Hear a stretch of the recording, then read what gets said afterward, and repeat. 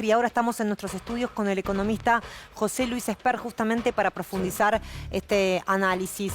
Esper, gracias por estar acá. ¿Cómo le va? Sorprendió un poco la noticia porque se esperaba que, si bien se comentaba su desplazamiento y había rumores cuando se discutió el tema de ganancias que había sido corrido de la escena, que si se iba a ir en enero, porque además estaba cerrando el tema del blanqueo que parecía que venía exitoso, superaría incluso los 60.000 millones de dólares. ¿Por qué ahora? Bueno, es la gran pregunta, ¿no? Yo soy economista profesional, no estoy lejos de Cambiemos, lejos del gobierno. Desde afuera, dado que estamos hablando de gente dedicada a la política, ¿no? Macri, previo a ser presidente, fue jefe de gobierno, Pratgay fue presidente del Banco Central, fue diputado de la Nación. O sea, estamos hablando de gente de la política. Y desde lo político, pensando en el mensaje que Pratgay le llevaba al interior de Cambiemos, es difícil de entender la renuncia. Pensemos que Pratgay logró, y hablemos de la política, ¿no? Logró eliminar el cepo sin crisis. Había mucha gente que tenía miedo de la liberación del cepo, o la eliminación del cepo. Pratgay es el artífice de haber sacado al país del default. Es el artífice también de habernos acercado al Fondo Monetario Internacional de nuevo, de haber limpiado las estadísticas de todo el desastre que había hecho el kirchnerismo con las estadísticas del INDEC.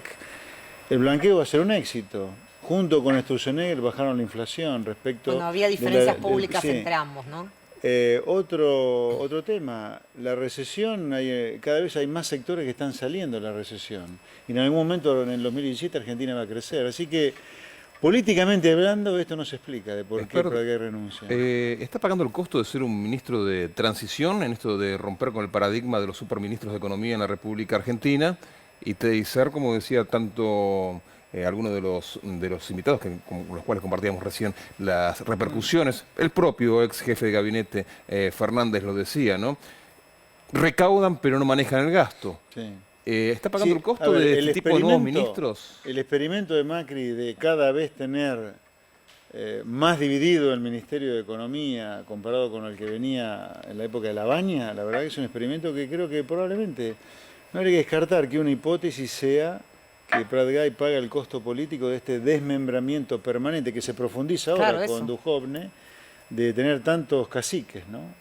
Son demasiados caciques. Pero esto significa que de alguna manera Macri está asumiendo él el manejo de la economía, porque todos se comentaban, había internas en el gabinete con Pratgay que quería tener un cierto vuelo propio y técnicamente reportaba a dos espadas de peña como eran Lopetegui y Quintana, vicejefe de gabinete. Entonces, de alguna manera, esta especie de protagonismo que quería Pratgay está opacado y quizás Macri prefería manejar la economía él. A ver, las fortalezas de los ministros de Economía en Argentina han venido tradicionalmente por grandes crisis, ¿no?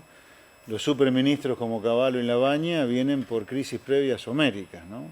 O Pratgay, que era una variante intermedia, que era un ministro políticamente fuerte por su militancia política previa, haber sido presidente del Banco Central. Y ahora vamos a un ministro de Economía, claramente Duhovne, más allá de sus cualidades técnicas, que no es Pratgay, sin ninguna duda. Así que sin dudas el costo político del cambio o el peso político pasa a ser más cerca del presidente. Ahora, para los que no somos expertos en economía, ¿no? ¿Quién es el ministro de Economía? Porque tenemos ministro de Finanzas, tenemos ministro de Producción, tenemos ministro de Hacienda, todos... Ya no hay más ministro de Economía. No hay más. De hecho, a ver, el país más grande del planeta, la potencia del mundo occidental que es Estados Unidos, no tiene ministro de Economía, tiene un secretario del Tesoro y un presidente del Banco Central, nada más. Acá lo que me preocupa es, dado lo que es la Argentina, en una situación delicada como la que estamos, por ejemplo, que haya un Ministerio de Finanzas directamente que se va a dedicar al financiamiento del déficit. O sea, tenemos un Ministerio de Hacienda que decide el déficit, y un Ministerio de Finanzas que por la suya decide cómo financiarlo. O sea, cómo endeudarse para financiarlo. Claro, es medio raro. La verdad que el experimento es cada vez más raro para mí de Macri. ¿Qué cree que puede cambiar con estas nuevas dos designaciones? Si bien Caputo estaba ya dentro del ministerio, ¿no? Yo no pienso que estamos frente a un año electoral, que el presupuesto está sancionado, que hay una ley del impuesto a las ganancias nueva, hay una ley de emergencia social nueva. Y que yo creo que acá la salida de Pratgay es más por cuestiones raras, personales que políticas, me parece que no va a cambiar demasiado. Una última cosita.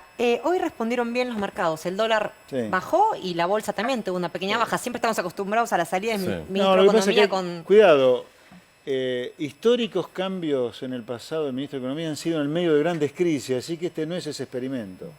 No hay que pensar en esos cambios del pasado para evaluar este cambio de ahora. Así que, por lo tanto, me parece que todo va a seguir su curso. José Luis Esper, gracias por sus comentarios y nada, su un placer. presencia Buenas aquí en la tardes. televisión pública. Un gusto.